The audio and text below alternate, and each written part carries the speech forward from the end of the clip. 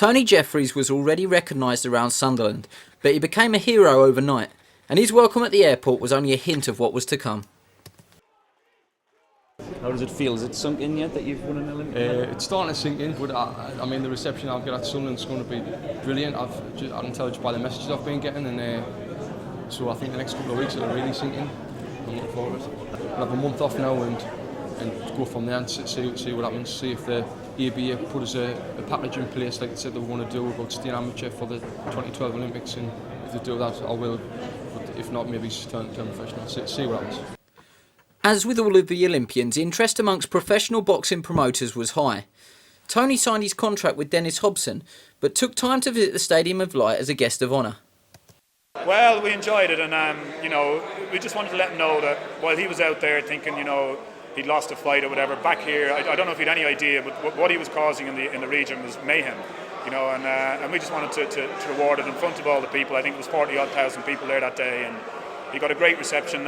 He came out on the pitch and he waved. He also came back and a second time and signed his professional form. So we have a nice link there with Tony. His support for the team is incredible, but we'd like to give it back to him too.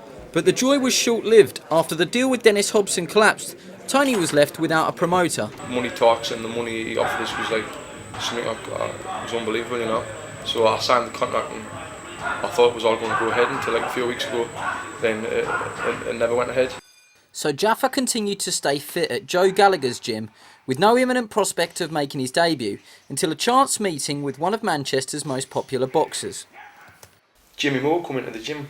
I was training at and says, "Have you not got a promoter?" I went, "No." He says, "Frank Mooney's very interested in you.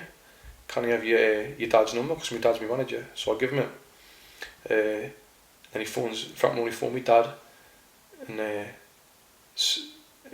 arranged to meet me. So I met Frank Mooney on a motorway service station, and everything he said sounded spot on, perfect, and he tells you the way it is. So I get back to Manchester where I was training, and I wrote down a list of questions to ask him.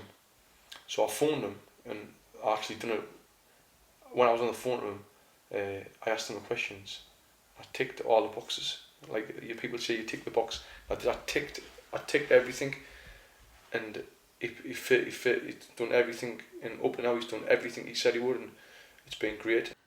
Having made the decision to turn professional, Tony began his work with Manchester's Joe Gallagher at the Denton-based gym.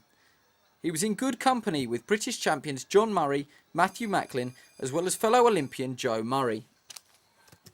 I turned pro, and I had to pick a trainer to train with. I started training with Joe Gallagher in Manchester, because up in the northeast, I wanted to get away from the northeast really so I can just concentrate on my boxing, because I trained up in here. There was too many distractions to stop us from training. But there, I don't know anyone, and all I've got to do is train. So I trained with Joe Gallagher for my first fight. So I think it was at the beginning of February. I signed with Frank Maloney, which is the best thing that I could have done.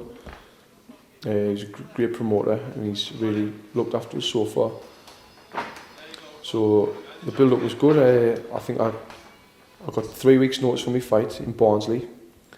I think sold about 300 odd tickets. People come down to watch me pro debut, and I felt fit and strong, and I got down to 12 stone 1. I weighed in at, and as an amateur I weighed in at 12 stone 10. That was my fighting weight. So I dropped a lot of weight, but I was working with the top nutritionist Kerry Keys, and taking these CMP supplements, and which was great. I felt big, strong.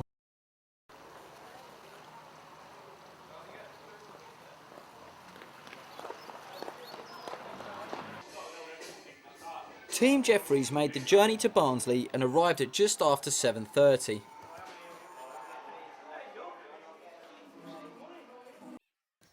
Despite the fight airing live on Sky Sports, over 350 fans travelled from Sunderland and beyond at only